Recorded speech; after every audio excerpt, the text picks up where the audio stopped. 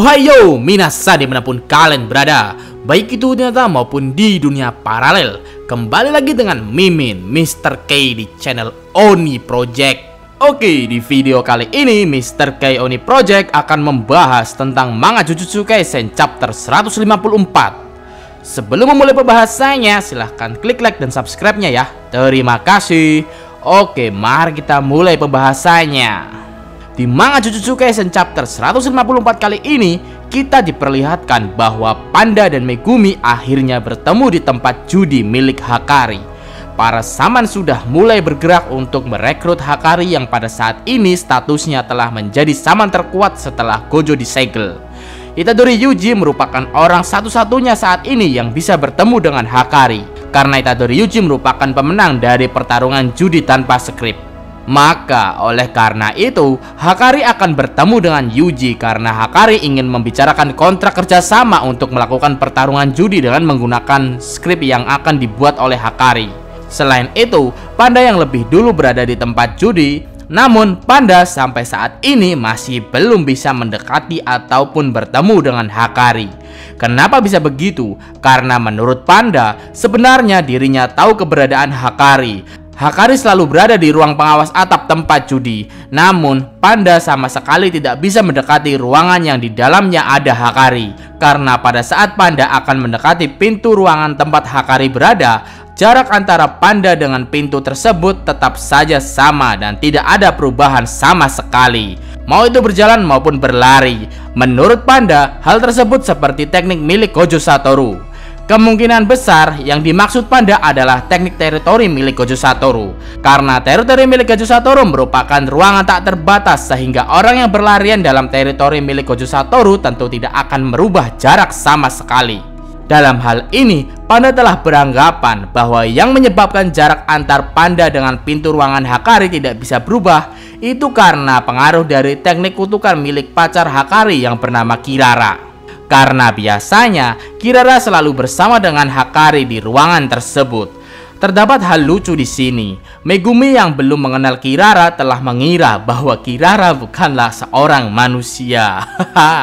Setelah tidak bisa masuk ke ruangan Hakari, Panda pun akhirnya sadar bahwa apabila dirinya terlalu memaksakan diri untuk mengejar Hakari, maka Hakari akan kabur dari Panda untuk selamanya. Maka oleh sebab itu, Panda berencana untuk menarik perhatian Hakari lewat sorakan penonton. Namun pada akhirnya malah Yuji lah yang bisa bertemu dengan Hakari, karena Yuji lah yang telah memenangkan pertarungan melawan Panda. Di sini Megumi masih tidak yakin apakah Yuji bakal bisa membujuk Hakari untuk bergabung atau tidak. Tapi menurut Panda, bukan masalah Yuji tidak bisa membujuk Hakari atau tidak, namun kemauan Hakari untuk bergabunglah yang akan mempengaruhi keberhasilan misi untuk merekrut Hakari. Panda yakin bahwa seiring berjalannya waktu Yuji bakal bisa membujuk Hakari, karena memang kemampuan bicara Yuji akan sangat cocok dengan Hakari. Mengingat sebelum-sebelumnya Yuji telah berteman dengan banyak orang. Bahkan Yuji juga bisa berteman dengan Junpei yang pada dasarnya dia merupakan orang yang selalu menghindari orang lain. Namun dalam hal ini terdapat kelemahan yang ada di dalam diri Yuji. Yuji merupakan orang yang tidak memiliki ide untuk berbicara kebohongan. Dia biasanya selalu berbicara jujur. Maka dalam hal ini Yuji bakal memiliki dua kemungkinan buruk. Yang pertama, identitas Yuji sebagai siswa SMK Jujutsu bakal terbongkar. Yuji bakal diusir dari ruang pengawasan tanpa sempat berbicara kepada Hakari.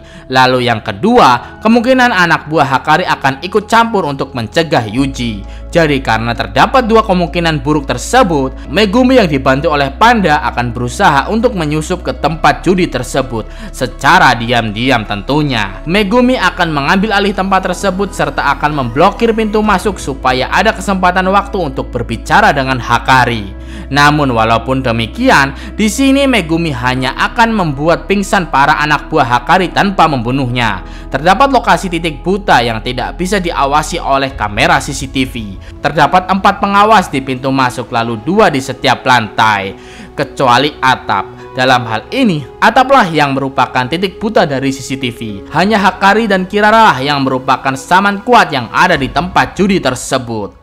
Dalam hal ini, masalah terbesarnya adalah rahasia teknik kutukan yang dimiliki oleh Kirara. Kemungkinan besar Kirara bisa melakukan teleportasi terhadap orang lain. Kemungkinan Kirara bisa memindahkan Yuji dari tempat Hakari ke tempat lain. Atau lebih buruknya, semua anak buah Hakari bakal dipindahkan ke ruangan Hakari untuk menangkap Yuji. Apabila terjadi hal tersebut, maka pilihan yang terbaik adalah melupakan pengejaran Hakari. Kemudian, scene dialihkan ke Yuji dan Kirara. Di situ terlihat bahwa Yuji telah diajak oleh Kirara untuk bertemu dengan Hakari. Menurut Kirara, Hakari saat ini begitu sangat bersemangat untuk bertemu Yuji.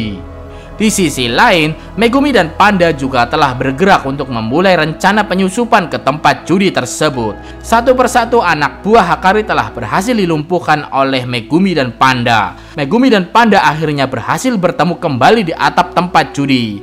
Dengan melewati atap, Panda dan Megumi akan melakukan pemblokiran jalan masuk menuju ruangan Hakari.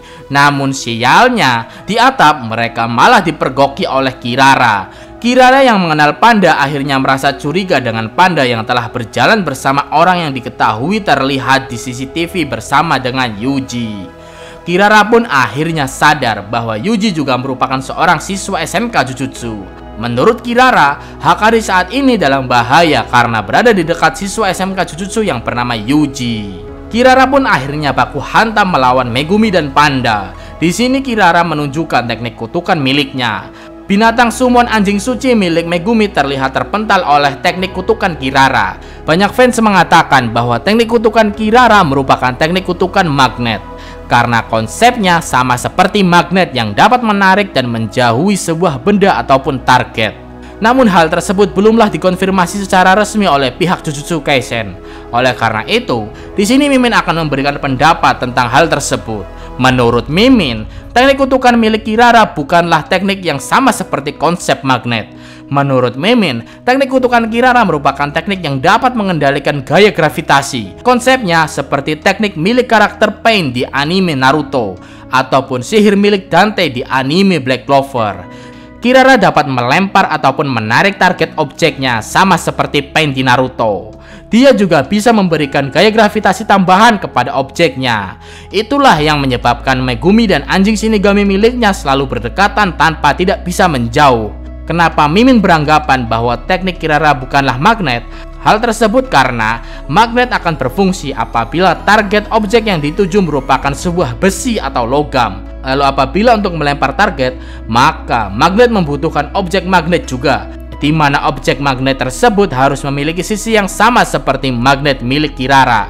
Negatif pasti harusnya ketemu dengan negatif supaya saling bertolak belakangan.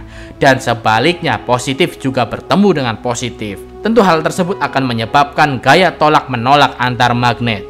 Lalu di scene terakhir, terlihat Hakari telah menawarkan pekerjaan sebagai petarung judi yang menggunakan skrip kepada Yuji. Gaji yang ditawarkan oleh Hakari kepada Yuji juga tidak main-main. Jumlah gaji yang ditawarkan kepada Yuji adalah 1 juta yen sebulan dan hanya bekerja selama 1 jam sehari. Di sini Yuji tentu masih bertanya-tanya dan curiga tentang tujuan utama dari Hakari mengajak Yuji untuk menjadi petarung judi dengan skrip.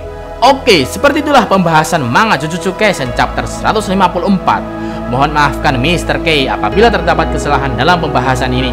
Arigatou gozaimasu and see you di next video.